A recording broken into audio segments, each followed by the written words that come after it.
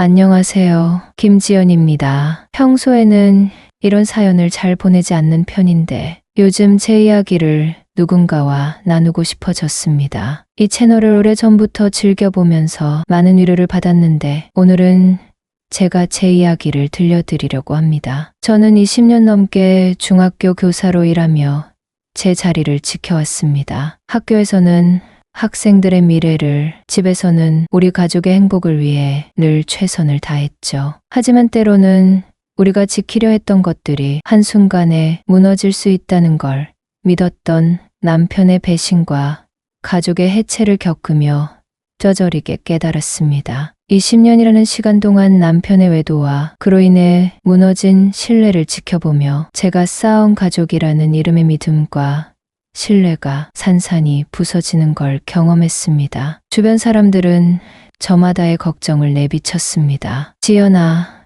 이제 어떻게 할 거니? 왜 하필 지금? 그래도 시어머님은 어떡하고? 이런 말들을 들을 때마다 마음이 더 힘들었습니다. 하지만 이제는 말씀드리려 합니다. 제가 겪은 이야기, 그리고 제가 내린 선택에 대해서 오늘은 한 여자로서, 며느리로서, 그리고 엄마로서 제가 걸어온 길과 앞으로 제가 스스로의 삶을 찾아가는 여정에 대해 이야기하려 합니다. 긴 이야기가 될 것 같네요. 서울에 사시는 김지연님께서 사연을 보내주셨습니다. 무슨 일이 있었던 걸까요? 함께 이야기 들어보시죠. 여러분의 구독과 좋아요는 김지연님께 큰 힘이 될 것 같습니다. 바로 시작하겠습니다. 김지연과 남편 이영철은 특별한 인연으로 만났습니다.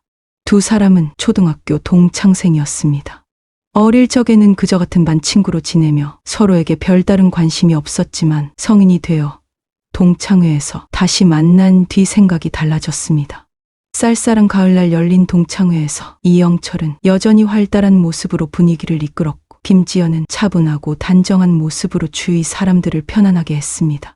지연아, 오랜만이다. 선생님 됐다며? 힘들지 않아? 오랜만이야. 힘들지 않은 직업이 어딨어? 근데 너는 여전히 그대로네. 사업한다고 들었어. 예상하지 못한 일인데? 그래, 내가 어떤 일을 할 거라고 생각했어? 그냥 정치인이 될 줄 알았지. 반장 잘했고, 그리고 네가 나서서 일하기 좋아했잖아. 뭐, 내가 나댄단 얘기야? 그렇게 되나? 오랜만에 만나니까 진짜 반갑다. 동창회 이후 두 사람은 오랜만에 재회한 반가움과 서로의 안부를 확인하려는 마음에서 자주 만나게 되었습니다. 퇴근 후 동네 카페에서 차를 마시며 이야기를 나누는 동안 김지연과 이영철은 대화가 자연스럽게 이어지고 서로의 말을 경청하며 공감하는 모습에 놀랐습니다. 일상의 소소한 이야기부터 진지한 고민까지 편안하게 나눌 수 있었고 상대방의 말에 진심으로 귀 기울이며 서로를 이해하려는 태도가 돋보였습니다. 이렇게 대화를 나눌수록 두 사람은 점점 더 가까워져 함께 있으면 시간이 어떻게 흘러가는지도 모를 정도로 소통이 잘 이루어졌습니다. 1년간의 만남 속에서 서로의 생각과 마음을 이해하는 시간이 쌓이다 보니 자연스럽게 서로를 향한 연애 감정이 싹트기 시작했습니다. 함께 있을 땐 느껴지는 편안함과 안정감은 두 사람에게 큰 위로가 되었고 어느 순간부터는 서로의 곁에서 평생을 함께해도 괜찮겠다는 확신이 들었습니다. 그렇게 두 사람은 결혼을 결심하게 되었습니다. 결혼 전 이영철의 어머니 박순자를 처음 뵈었을 때가 긴장되었지만 예상과 달리 시어머니는 김지연을 무척 반겼습니다. 지연아, 우리 영철이 짝으로 와줘서 고마워. 앞으로 잘 살 것 같아서 마음이 놓인다. 어머니, 저야말로 감사하죠. 어머니처럼 너무 좋은 분을 만났잖아요. 결혼 전부터 두 사람은 자주 만나며 마치 친정엄마와 딸처럼 다정한 관계를 만들어갔습니다. 지연이가 들를 때마다 박순자는 정성스럽게 준비한 음식을 챙겨주며 따뜻하게 맞아주었고 지연은 애교 섞인 말투와 밝은 성격으로 순자의 마음을 사로잡았습니다. 결혼 초기의 생활은 늘 따뜻한 웃음소리로 가득했습니다. 맞벌이를 하며 바쁜 일상을 보내면서도 저녁이면 함께 음식을 준비하며 웃고 주말이면 아이들과 공원에서 자전거를 타며 행복한 추억을 쌓았습니다. 첫째 서연이와 둘째 현우를 정성껏 키워내며 서로를 의지한 두 사람의 결혼 생활은 화목한 가정의 모습을 보여주었습니다. 초등학교 동창으로 시작된 인연에서 가치관이 비슷함을 확인하며 결혼에 72사람은 서로를 믿고 사랑하며 가정을 꾸려나갔습니다. 결혼 10년 차 시아버지가 갑작스럽게 심장마비로 세상을 떠나면서 가족 간에 큰 변화가 찾아왔습니다. 장례를 치르고 난 후 시댁 식구들이 모여 어머니를 모실 문제를 논의하게 되었죠. 솔직히 말해서 내가 지방에서 사업도 바쁘고 어머님이 고향을 떠나시는 것도 힘드실 것 같아. 그렇다고 어머님을 고향에 혼자 두면 어떡해요? 누군가가 어머님과 같이 있는 게 좋지 않을까요? 시아주버님과 형님은 은근히 모시기 싫다는 태도를 내비쳤습니다. 나는 미국에 사는데 내 가족을 버리면서 엄마 옆에 있을 수 없잖아. 그리고 엄마가 미국으로 오시겠어? 말도 안 통하는 나라에서 어떻게 지내? 신우이 영미도 자연스럽게 내뺐습니다. 이영철은 잠시 침묵하다가 결국 김지연을 바라봤습니다.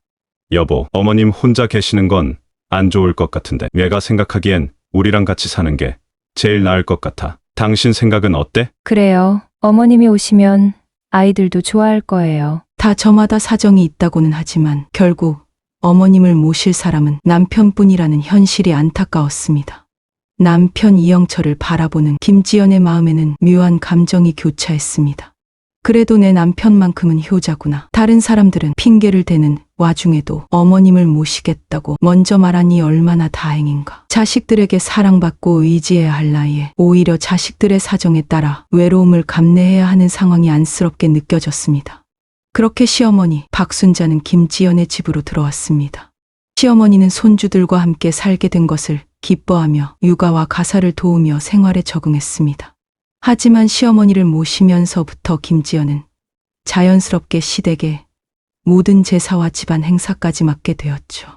처음 맞이한 시댁 제사는 김지연에게 큰 부담이었습니다. 새벽부터 장을 보고 전과 탕을 준비하느라 진땀을 흘리며 하루가 순식간에 지나갔습니다. 어머님, 이 방법이 맞나요? 저는 이렇게 붙여도 될까요? 응, 그래. 잘하고 있어. 근데 제사상은 왼쪽에 적, 오른쪽에 탕을 놓는 거야. 네, 알겠습니다. 시어머니는 김지연의 정성을 칭찬하면서도 제사 예법에 대해 꼼꼼히 가르쳤습니다. 영철 또한 열심히 제사 준비를 도와주었죠. 여보, 내가 나물은 무칠 테니까 당신은 탕을 봐줄래? 고마워요. 같이 하니까 훨씬 수월하네요. 시아주버니네는 김지연에게 고맙다는 말을 건넸지만 정작 제사 준비를 돕거나 기용을 제대로 분담하는 모습은 보이지 않았습니다. 언제나 당일에 도착해서 차례만 지내고 식사를 마친 뒤 준비된 음식을 챙겨가며 떠나기 일쑤였습니다. 여보, 이번에도 형님네는 전혀 도움을 주지 않네요. 준비하는데 비용도 만만치 않는데 항상 결혼식 부조금 주듯이 주네요. 그러게. 형님 사업도 잘 되고 형수님도 시간 여유가 있을 텐데 왜 매번 이러시는지 나도 모르겠어. 이영철은 말은 그렇게 했지만 형님 내외와의 관계를 의식해 적극적으로 나서지는 않았습니다. 남편이 적극적으로 도와주는 건 고마웠지만 시댁 식구들의 무책임한 태도는 김지연의 마음에 깊은 서운함을 남겼습니다. 서연이와 현우가 대학에 입학하자 김지연은 이제 아이들이 다 자랐으니 부모 손이 필요 없겠네 하고 생각했습니다. 그러나 뜻밖의 일이 벌어졌습니다. 어느 날 밤 남편이 샤워를 하러 들어간 사이 침대 위에 놓인 휴대폰에서 메시지 알림음이 울렸습니다. 평소에는 남편의 휴대폰을 한 번도 보지 않던 지연이었지만 그날은 문득 호기심이 발동했습니다. 누구지? 무심코 손을 뻗어 휴대폰을 집어든 김지연은 화면에 뜬 메시지를 확인하고 그대로 얼어붙고 말았습니다. 오빠랑 오늘도 즐거웠어요. 다음에 또 봐요. 김지연의 손이 떨렸습니다. 머릿속이 하얘지는 순간 욕실에서 나오는 남편의 발소리가 들렸습니다. 그녀는 손에 들고 있던 휴대폰을 내려놓으며 침착한 척했지만 속으로는 감정이 폭발하기 직전이었습니다. 여보, 이 메시지 뭐예요? 누구예요? 샤워를 끝내고 나온 영철은 휴대폰을 확인하고는 당황한 기색을 감추지 못했습니다. 영철은 잠시 생각하더니 태연한 척하며 대답했습니다. 아, 그냥 직원이야. 요즘 가끔 회식도 하고 좀 편하게 지내다 보니 장난식으로 주고받은 거야. 김지연은 그의 말을 듣고 황당한 표정을 지었습니다. 직원한테 이런 메시지를 받아요? 누군데 이런 메시지를 보내요? 지연이가 계속 추궁하자 남편은 더 이상 변명을 늘어놓을 생각 없다는 듯이 솔직하게 말을 했습니다. 미안해. 남편의 미안하다는 한마디에 지연은 설마 하는 불길한 예감이 들었습니다. 미안하다고요? 뭐가 미안한데요? 대체 무슨 일을 하고 있는 거예요? 영철은 잠시 망설이다가 고개를 들며 말했습니다. 사실은 그녀를 만나면서 처음으로 설레는 게 뭔지 다시 알게 됐어. 마치 20살로 돌아간 것 같았다고 해야 하나. 그녀를 사랑해. 설레요? 사랑요? 그럼 나는요? 아이들은요? 남편은 여전히 무덤덤한 표정으로 말을 이어갔습니다. 지연아, 우리 사이는 이제 그냥 가족이고 익숙함에 사로잡힌 습관 같은 거잖아. 근데 그녀는 날 다시 살아있게 만들어줘. 이게 내가 원하는 행복이야. 그의 적반하장 같은 태도에 김지연은 손을 꼭 쥐었습니다. 그럼 이제 어쩌자는 건데요? 솔직히 말할게. 나 그녀와 내 남은 인생을 살고 싶어. 이혼하자. 순간 지연은 온몸이 떨려왔습니다. 당신 지금 제정신이에요? 내가 당신을 뒷바라지하고 시어머니 모시고 아이들 키우느라 내 삶을 다 바쳤는데 이제 와서 사랑 타령이나 하고 당신이 사업한다고 했을 때 내 월급이랑 퇴직금까지 다 보태서 도와준 거 기억 안 나요? 내가 그렇게 당신을 믿고 헌신했는데 지금 와서 나보고 이혼하자고요? 나 못 들은 걸로 할게요. 그건 고맙게 생각해. 그래서 재산 분할이나 위자료는 원하는 대로 맞춰줄게. 돈 얘기를 하고 싶은 게 아니잖아요. 당신 양심은 어디 갔어요? 아이들 생각은 안 해요? 서연이랑 현우는 어떻게 하라고요? 걔들도 이제 다 컸잖아. 대학도 다니고. 이젠 이해할 거야. 그 순간 김지연은 남편의 낯선 모습에 소름이 돋았습니다. 늘 다정하고 책임감 있어 보였던 그의 모습은 온데간데 이제는 욕망의 눈이 멀어 자신밖에 모르는 한 사람이 그녀 앞에 서 있는 듯했습니다. 그날 이후 영철은 집에 들어오지 않았습니다. 며칠 뒤 변호사를 통해 도착한 이혼 합의서를 지연이 손에 들고 멍하니 서 있을 때 순자가 조심스럽게 다가왔습니다. 지연아, 박순자는 김지연의 손에 들린 서류를 바라보며 떨리는 목소리로 물었습니다. 어머님. 김지연은 할 말을 잃은 채 고개를 숙였습니다. 더 이상의 설명은 필요하지 않았습니다. 잠시 침묵이 흘렀고 박순자는 깊은 한숨을 쉬더니 조용히 말했습니다. 지연아, 이게 대체 무슨 날벼락이란 말인가? 그런데도 영철이 그 녀석이 내가 정말 박순자는 끝까지 말을 잇지 못하고 자리를 뜨셨습니다. 그날 밤 김지연은 서연이와 현우를 불러 앉았습니다. 엄마! 아빠가 어떻게 이럴 수 있어? 현우가 분노에 찬 목소리로 물었습니다. 서연이 역시 당혹감을 감추지 못했습니다. 엄마, 아빠가 왜? 김지연은 아이들의 질문에 잠시 숨을 고르더니 담담하게 말했습니다. 현우야, 서연아. 아빠가 왜 이런 결정을 했는지는 나도 다 이해하지 못하겠어. 하지만 엄마가 확실히 말할 수 있는 건 너희들 잘못은 절대 아니라는 거야. 그리고 아빠도 나쁜 사람만은 아니야. 그저 자기 마음만 너무 앞섰던 거겠지. 현우가 씁쓸한 표정으로 중얼거렸습니다. 그래서 아빠는 자기 마음 챙기느라 우리까지 신경 쓸 겨를이 없었던 거겠지? 지연은 아들의 말을 듣고 미소를 지으려 했지만 입가가 떨렸습니다. 현우야, 엄마가 다 설명하지 못해서 미안해. 하지만 중요한 건 우리 셋은 여전히 가족이라는 거야. 아빠가 선택한 길은 우리가 어떻게 할 수 없지만 우리가 서로를 챙기고 지키는 건 엄마가 끝까지 해낼 거야. 아이들은 여전히 혼란스러운 표정이었지만 김지연은 아이들을 꼭 안아주며 아빠의 선택의 마음이 아플 수밖에 없지만 우리 셋은 더 강해질 거야. 그러니까 너무 걱정하지 마. 법적 절차는 신속하게 진행됐습니다. 영철은 변호사를 통해서만 소통해 몇 번의 재산분할 조정 끝에 이혼이 성립됐습니다. 이혼 수속을 마친 다음 날 뜻밖의 전화가 걸려왔습니다. 영철이 술을 마시고 운전을 하다 교통사고로 숨졌다는 소식이었습니다. 차 안에는 내연녀도 함께 있었다고 했습니다. 갑작스러운 사망 소식에 모두가 혼란스러웠습니다. 하필 이혼 직후라 장례 절차를 누가 주관해야 할지 지연이가 어디까지 관여해야 할지도 애매한 상황이었죠. 시아주버님이 전화로 조심스럽게 말을 꺼냈습니다.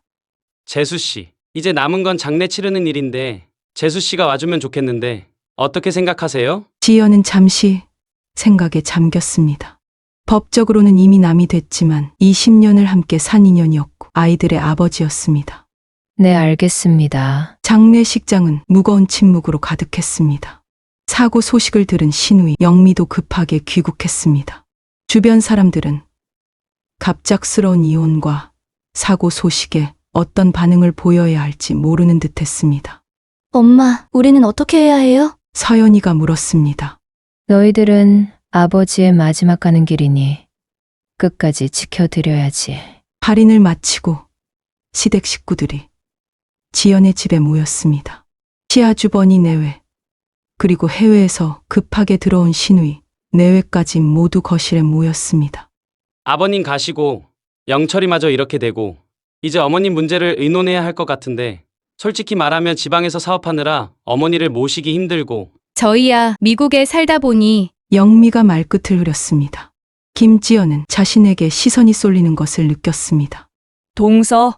동서가 어머니와 계속 모셨으니 어떻게 안 될까? 형님의 말에 김지연은 순간 할 말을 잃었습니다. 이런 말이 나올 줄은 지연은 정말 예상도 못했기 때문이었습니다. 언니! 이제 둘째 언니는 영철 오빠와 이혼해서 남이에요. 어떻게 그런 걸 부탁해요? 지금 보니깐 우리 엄마 모시기 싫은 거죠? 신우의 날카로운 말에 형님은 민망한 듯 고개를 숙였습니다. 형님, 제가 어머님을 오랫동안 모셔왔습니다. 영철 씨와 이혼하기 전까지는 제 역할이라 생각하고 최선을 다했어요. 하지만 이제는 저도 더 이상 이 집안의 며느리가 아니잖아요. 김지연은 최대한 감정을 누르며 말했습니다. 그래, 동서가 고생 많았지. 그럼 차라리 요양원을 알아보는 건 어떨까요? 어떻게 그런 말을 언니네 엄마가 아니라고 그렇게 말해요? 언니네 친정엄마여도 요양원으로 보내실 수 있겠어요?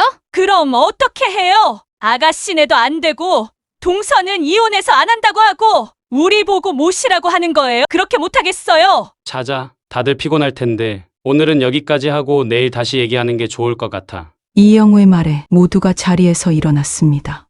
형님의 말에 분위기가 얼어붙었습니다. 요양원을 알아보자는 제안은 결국 책임을 떠넘기려는 또 다른 핑계로 보였습니다. 이어진 신우의 말도 다르지 않았습니다. 친정어머니라면 그렇게 쉽게 요양원을 이야기할 수 있겠느냐는 질문과 기어들리는 변명 섞인 말들이 오가는 상황이 김지연에게는 익숙하게 느껴졌습니다. 서로 책임을 떠넘기기 위해 조심스레 말을 고르고 정작 나서려는 이는 없는 모습이 선명히 보였습니다. 하지만 힘들다와 어렵다는 말만 반복되는 모습에 더는 실망할 여지도 없었습니다. 그날 밤 문 밖에서 조심스럽게 노크 소리가 들렸습니다. 지연아, 잠깐 얘기 좀 할까? 네, 어머니. 나도 늙어서 그런가. 요즘 많이 외롭구나. 시어머니의 담담한 말씀에 김지연은 순간 가슴이 저려왔습니다. 함께 나눈 수많은 시간들이 주마등처럼 스쳐 지나갔습니다. 명절 때마다 밤새워 음식을 준비하던 일, 아이들이 아플 때 함께 걱정하며 지새운 밤들. 지연은 무엇이라 대답해야 할지 알 수 없었어요. 마음 한구석에서는 자신만의 삶을 찾고 싶다는 생각이 떠오르다가도 또 다른 한편으로는 시어머니를 혼자 두고 떠날 수 있을지에 대한 의문이 자리 잡고 있었습니다. 그녀는 정작 어떻게 해야 할지, 무엇이 맞는지조차 알 수 없었습니다. 마음이 흔들리며 갈팡질팡하는 자신의 모습에 답답함마저 느껴졌습니다.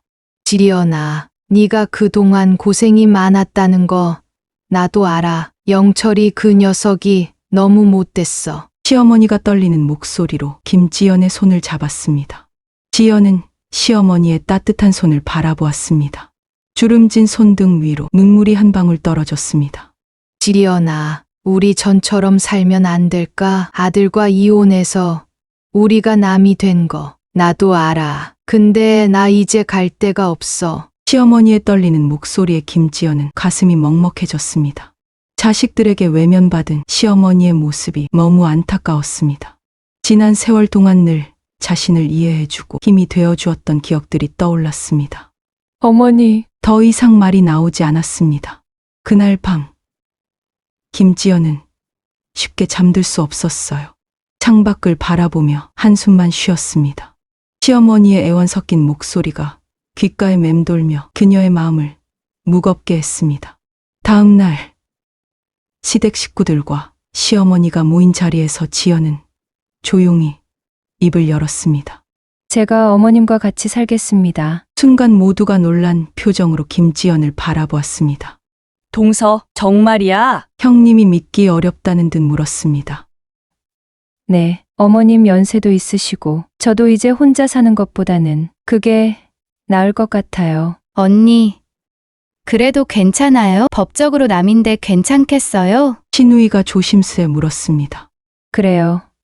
법적으로는 그렇지만 오랫동안 함께 살았는데 어머님은 저에게 그냥 어머니세요. 정말 고마워요, 재수 씨. 어머니 혼자 계시게 할까봐 걱정이 많았는데 모셔준다고 해주셔서 마음이 놓이네요. 대신 병원비나 생활비는 저희가 지원하겠습니다. 그의 말에 김지연은 작게 미소를 지었지만 속으로는 복잡한 감정이 교차했습니다. 자신이 내린 결심이 옳은 것인지 확신할 수는 없었지만 적어도 더 이상 책임을 미루는 대화를 듣지 않아도 된다는 생각에 속이 조금 편해졌습니다. 시어머니의 안도하는 표정을 보며 어쩌면 이 선택이 틀리지 않았다는 생각이 들었습니다. 이제 우리끼리라도 잘 살면 되지 않겠어요? 김지연이 시어머니를 바라보며 말했습니다. 시어머니는 눈가가 붉어지며 작게 고개를 끄덕였습니다. 시댁 식구들이 돌아간 후 집안은 다시 조용해졌습니다. 서연이가 다가와 조심스럽게 말했습니다. 엄마, 나도 할머니랑 같이 사는 게 좋아. 할머니가 이왕원 가시면 나 마음이 너무 안 좋을 것 같아. 현우도 슬그머니 다가와 덧붙였습니다. 그래, 할머니랑 계속 같이 살고 싶어. 내가 방학 때 엄마 많이 도울게. 고마워. 너희들도 그렇게 생각해주니 엄마가 마음이 편하다. 김지연은 아이들을 보며 따뜻하게 미소를 지었습니다. 사실 크게 달라질 것은 없었습니다. 그동안도 늘 그래왔듯이 시어머니와 함께 살아갈 테니까요. 다만 이제는 누구의 눈치도 보지 않아도 되고 아이들도 할머니와 함께하는 것을 원하니 마음이 한결 가벼웠습니다. 그날 이후 집안은 다시 일상으로 돌아갔습니다. 서연이는 평소처럼 할머니와 TV를 보며 시간을 보냈고 현우는 학업에 집중했습니다. 지연은 저녁 준비를 하며 생각했습니다. 결국 처음부터 지금까지 해왔던 대로 시어머니와 아이들 그리고 자신 이렇게 살아가는 것이 가장 자연스러운 일이라는 결론에 이르렀습니다. 그렇게 2년의 시간이 흘렀습니다. 시어머니는 자주 허리가 좀 아프다고 하셨는데 지연은 그저 나이 들어서 흔히 겪는 증상이려니 했습니다. 하지만 어느 날 시어머니가 화장실에서 갑자기 주저앉으셨습니다. 어머니, 괜찮으세요? 아이고, 지연아, 허리가 너무 아파. 급히 시어머니를 병원으로 모시고 가니 의사가 심각한 얼굴로 말했습니다. 척추관 협착증이 많이 진행됐네요. 수술이 필요할 것 같습니다. 김지연은 순간 머릿속이 하얘졌습니다. 병원비와 수술비, 이후의 재활치료까지 감당해야 할 것들이 눈앞에 선명히 떠올랐습니다. 시아주버님과 형님 그리고 신우이는 평소에는 생활비며 병원비를 보내겠다고 했지만 정작 제대로 지원해 준 적은 없었습니다. 몇 번이나 도와달라고 했으나 형식적인 답변만 돌아왔고 결국 지연은 더 이상 연락하지 않았어요. 그래서 모든 비용과 간병은 김지연과 두 아이들이 감당할 수밖에 없었습니다.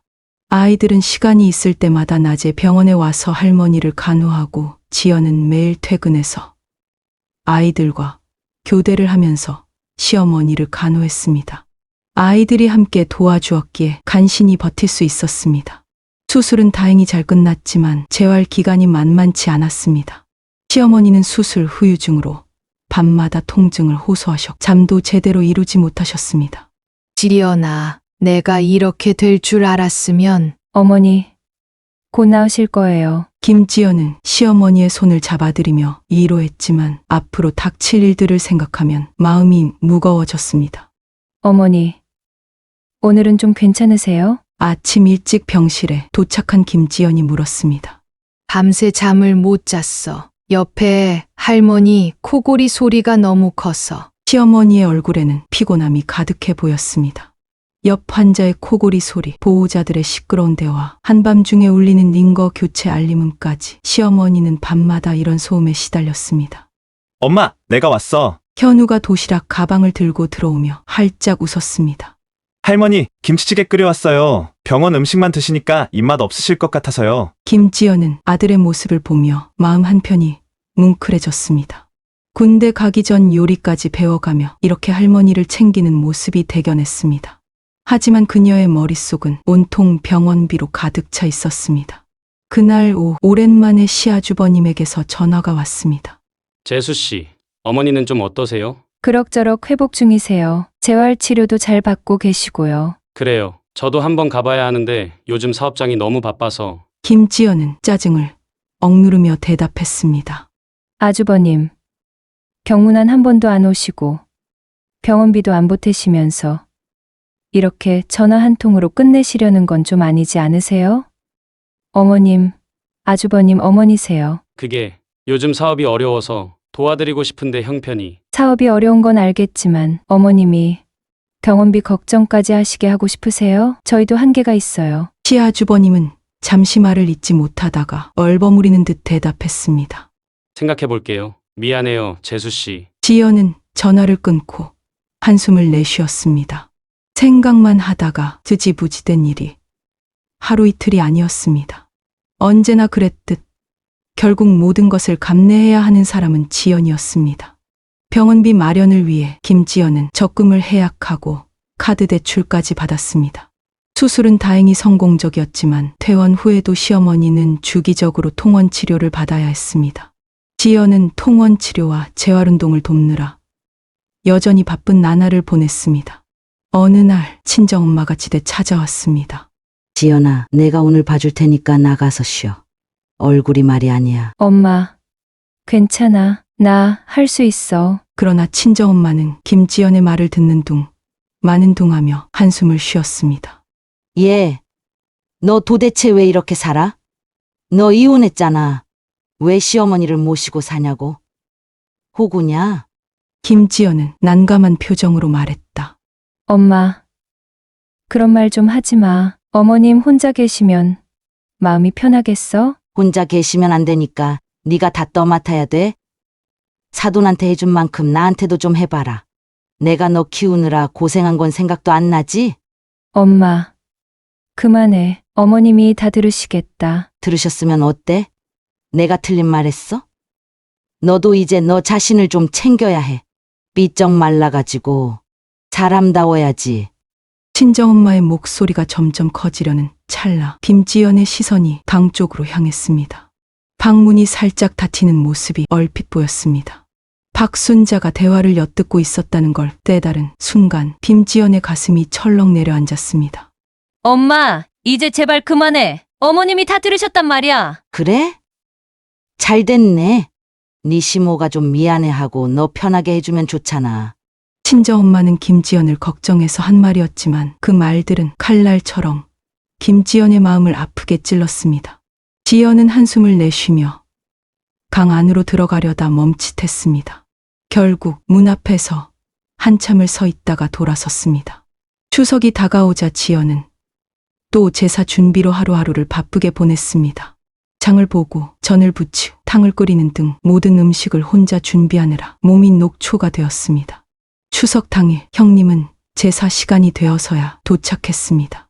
아이고, 동서 음식 준비 다 했구나. 내가 미리 못 와서 미안해. 이거라도 받아. 형님은 봉투를 내밀었지만 안에 들어있는 10만 원을 보자 지연은 억지로 미소를 지었습니다. 형님이 언제나 돈으로만 문제를 해결하려는 모습을 보며 지연은 오늘도 실망감을 감출 수 없었습니다. 제사가 끝난 뒤 지연은 부엌에서 뒷정리를 마치고 방으로 가던 중 시어머니 방에서 들려오는 웃음소리에 발길을 멈췄습니다. 열려있는 문틈 너머로 방 안을 보게 되었는데 시아주버님이 고급 과일 상자를 꺼내 시어머니와 함께 먹고 있었습니다. 어머니, 이거 제가 준비했어요. 좋은 거니까 맛있게 드세요. 우리 큰아들이 이렇게 신경 써주니 얼마나 든든한지 몰라. 고맙다. 정말 고마워. 시어머니는 환한 웃음으로 과일을 받아들고 시아주버님과 둘이서 과일을 나눠 먹으며 이야기꽃을 피우고 있었습니다. 그 모습을 본 김지연은 깊은 한숨을 내쉬며 고개를 숙였습니다. 병원비와 제사 준비, 어머니를 돌보는 모든 일을 도맡아 해왔던 자신이 대체 무엇이었는지 돌아보게 만드는 순간이었습니다. 시어머니를 모시겠다고 했던 자신의 선택을 후회하기 시작했습니다. 명절이 지나고 학교에 출근한 김지연은 책상 위에 놓인 공문을 확인했습니다. 내용은 2주간의 국외 연수 프로그램에 대한 안내였는데 의무 연수였기 때문에 참석을 피할 수 없는 일정이었습니다. 시어머니는 아직 거동이 불편해서 혼자 계시기는 힘든 상황이었습니다. 고민 끝에 형님에게 전화를 걸었습니다. 형님, 제가 2주 동안 학교일로 해외에 나가야 할 것 같은데 혹시 그동안 어머니를... 아이고, 동서, 우리가 지금 큰애 때문에 정신이 없어. 형님의 목소리에는 미안함도 없었습니다. 시아주버님께도 연락을 해봤습니다.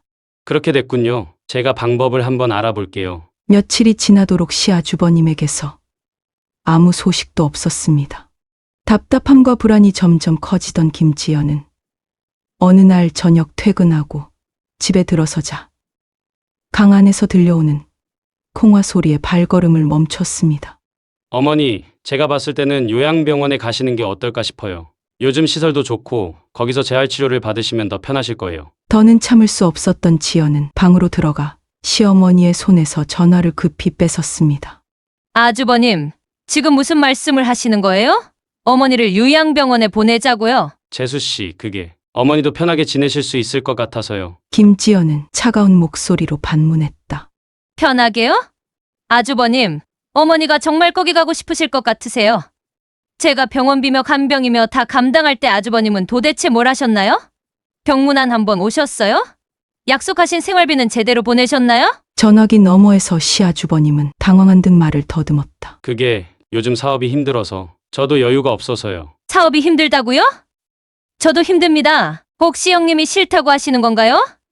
이러실 거면 연락도 하지 마세요. 어머니를 남처럼 대할 거면 아주버님도 남처럼 생각하겠습니다. 지연은 전화를 끊고 억울함과 분노가 뒤섞인 감정을 추스르려 애썼습니다. 시어머니는 방 안에서 아무 말도 하지 못한 채 한숨을 쉬며 나가는 지연의 뒷모습을 물끄러미 바라봤습니다. 그날 밤 서연이가 김지연의 방을 찾아왔습니다.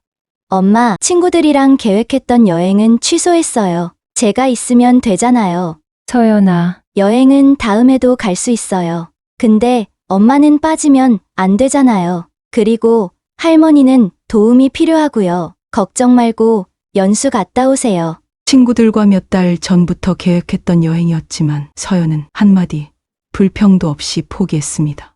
그런 딸의 모습이 안쓰럽기도 했지만 연수를 빠질 수 없는 상황 속에서 지연은 서연에게 고마움과 미안함을 동시에 느꼈습니다. 지연의 출장 소식을 들은 친정어머니는 자신이 가서 도와주겠다며 전화를 걸어왔습니다. 너 출장 간다며? 네 시모 거동도 불편한데 누가 봐주기로 한 거야? 봐줄 사람이 없어. 애들이 할머니 돌보겠대. 너 없을 동안 내가 가서 며칠 봐줄게. 근데 지연아, 이렇게까지 애쓴다고 누가 고마워하니? 시댁 식구들 아무도 안 도와준다며? 비도 안 섞인 남인데 왜 네가 다 떠안고 살아야 하니? 그냥 요양병원에 보내. 그래야 너도 살지. 애들 학비며 결혼 준비, 너 미래는 생각도 안 하냐? 어머니의 현실적인 조언에 김지연은 잠시 말을 잃었습니다. 어머니는 이어서 말씀하셨습니다. 애들은 무슨 죄야? 할머니 돌보는데 시간 다 쓰게 만들고. 예, 너도 이제 네 인생 좀 살아. 지연은 마음이 복잡해졌습니다. 애써 참고 있었는데 엄마의 말처럼 이제는 결단을 내려야 할 때가 아닌가 하는 생각이 스쳤습니다. 알았어요, 엄마. 일단 어머님 잘 챙겨주시고 출장 다녀와서 다시 생각해 볼게요. 그래, 알았어. 내가 도와줄 테니 걱정하지 말고 다녀와. 그리고 네 건강 챙기고. 엄마의 도움에 대한 고마움과 동시에 자신에게 던져진 냉정한 현실이 그녀를 다시 한번 깊은 고민으로 몰아넣고 있었습니다. 지연은 이런 가족들이 곁에 있어 다행이라고 생각했지만 단호하게 선을 그은 이후로 시아주버님과 신우이로부터는 아무런 연락도 오지 않았습니다. 출장을 다녀온 지연은 현재의 상황을 어떻게 정리해야 할지 고민하던 중 시어머니 방에서 들려오는 통화 소리를 우연히 듣게 되었습니다. 그래, 아들. 엄마는 잘 지내니까 걱정하지 마. 시어머니의 목소리에는 자식을 그리워하는 마음이 묻어 있었습니다. 하지만 병원비 한 푼 보태지 않고 어머니를 요양원으로 보내자던 시댁 식구들의 모습이 떠올랐습니다. 지연은 며칠을 고민하다 시어머니 방을 찾았습니다. 어머님, 어머니가 아주버님이랑 통화하시는 거 들었어요. 시어머니의 얼굴이 굳어졌습니다. 지연아, 그게 이해해요. 자식인데 당연히 보고 싶으시죠. 김지연은 잠시 숨을 고르더니 천천히 말을 이어갔습니다. 어머니, 20년 넘게 같이 살면서 저는 정말 딸처럼 모시려고 했어요. 영철 씨가 없는 동안에도 제사며 명절이며 전 최선을 다했다고 생각해요. 그런데 이렇게 살면 안 될 것 같아요. 제가 어머니와 가족을 떨어뜨린 못된 며느리가 된 것 같아요. 어머님하고 시댁 식구들한테 말은 안 했지만 참으로 서운했어요. 이제는 자식분들이 어머니를 모시는 게 좋을 것 같아요. 제가 내일 아주버님을 뵙자고 할 텐데 어머니께 먼저 말씀드리는 게 도리라고 생각했어요. 지연아, 미안하다. 내가 너무 자식들 생각만 했구나. 시어머니의 목소리가 떨렸습니다. 어머니, 미안해 하실 필요 없어요. 보고 싶어 하시는 거 당연해요. 그래서 제가 이런 결정을 한 거예요. 내일 아주버님 오라고 할 거예요. 이제는 어머님을 모셔야 할 때가 된 것 같아요. 주말이 되어 시아주버님 내외가 집을 방문했습니다. 지연은 차를 내오며 차분한 목소리로 말을 꺼냈습니다. 20년 넘는 세월 동안 저는 이 집안에서 어머님을 모시고 크고 작은 일들을 도맡아 해왔습니다. 어머님이 아프셨을 때도 병원비며 간병이며 모든 걸 혼자 감당했습니다. 카드 대출까지 받아가며 어머님 수술비를 마련했고 아주버님께서 보내주시겠다고 약속하신 생활비도 2달 만에 끊겼습니다. 그녀의 목소리에는 담담함이 묻어 있었지만 오랜 시간 쌓여온 서운함이 드러나지 않을 수 없었습니다. 재수 씨, 그동안 아주버님, 제 말 아직 안 끝났어요. 지연의 차분하지만 단호한 목소리에 시아주버님은 입을 다물었습니다. 하지만 아주버님께서 따로 사온 과일을 어머님과 둘이 몰래 나눠 드시는 모습을 보았을 때 참 서글펐습니다. 영철 씨와 이혼하고 나서가 아니라 그 전부터 저는 이미 이 집안의 가족이 아니었던 것 같았습니다. 그럼에도 불구하고 저는 한 번도 후회하지 않았습니다. 어머님이 저를 친딸처럼 아껴주셨고 저 역시 어머님을 친어머니처럼 생각하며 지냈으니까요. 하지만 이제는 달라져야 할 것 같습니다. 제가 어머님과 가족들 사이에서 더 이상 걸림돌이 되고 싶지 않습니다. 얼마 전 어머님이 아주버님과 통화하시는 걸 들었어요. 얼마나 보고 싶어 하시는지 그 목소리에서 모든 것을 느낄 수 있었습니다. 이제는 자식분들과 함께 지내시는 게 맞다고 생각합니다. 그것이 어머님을 위한 길이라고 믿습니다. 아주버님은 고개를 숙이며 작게 중얼거렸습니다. 재수 씨, 저희가 미안합니다. 네, 미안해 하셔야 할 겁니다. 그리고 빠른 시일 내에 어머님의 거취를 정해주시길 바랍니다. 지연의 단호한 말에 영호는 더 이상 할 말을 찾지 못한 듯 고개를 푹 숙이고 있었습니다. 잠시 후 서연이가 방에서 나와 조용히 말했습니다. 할머니, 약 드실 시간이에요. 시어머니의 눈가에 눈물이 고였지만 지연은 더 이상 마음이 흔들리지 않았습니다. 이제는 자신과 아이들을 위해 살아가야 할 때라는 생각이 확고해졌습니다. 그날 밤 지연은 이 모든 것을 정리하느라 쉽게 잠들 수 없었습니다. 드디어 말씀드렸네요. 사실 이 말을 꺼내기까지 저도 많이 망설였습니다. 당연히 해야 할 말인데도 왜 이렇게 마음이 먹먹한지 시어머님을 보내드리는 게 맞다고 생각하면서도 한편으로는 이렇게 끝나는 게 맞나 싶기도 하고 이런 복잡한 마음이 드는 걸 보면 저도 시어머님과 정이 많이 들었나 봅니다. 하지만 이제는 각자의 자리로 돌아가야 할 때가 된 것 같아요. 여러분은 어떻게 생각하시나요? 시청자 여러분, 김지연님의 이야기 잘 들으셨나요? 이혼한 며느리가 시어머니를 계속 모시는 것이 옳을까요? 아니면 자식들에게 돌려보내는 것이 맞을까요? 여러분이라면 어떤 선택을 하시겠습니까? 여러분의 생각을 댓글로 남겨주세요. 날씨가 점점 추워지니 건강 잘 챙기시고 항상 따뜻한 하루 보내세요.